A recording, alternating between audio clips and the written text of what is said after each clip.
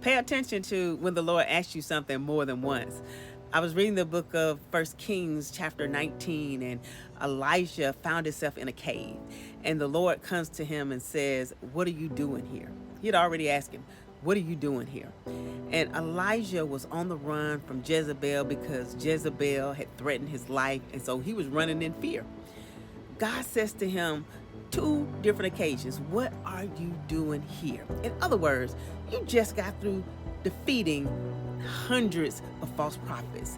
You just got through calling down fire from heaven. And an enemy comes to you and threatens your life, and now you're on the run. What are you doing here? What are you doing here? When the word of the Lord comes to you, it often comes in, yes, the still small voice. But I want you to know that that still small voice is not always what you think.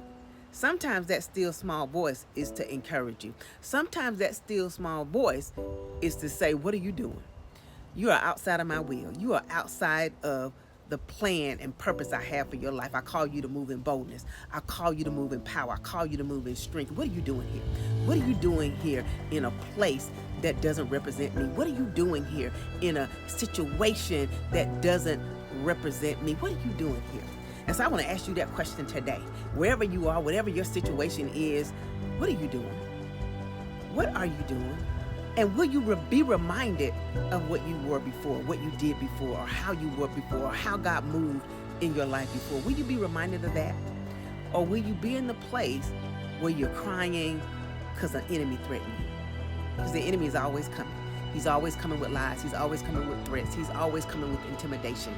But remember the power that you possess.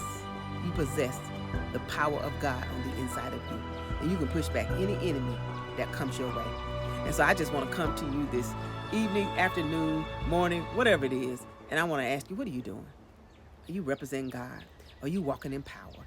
Are you walking in authority? Or are you getting pushed back by an enemy that you've pushed back before? God bless you.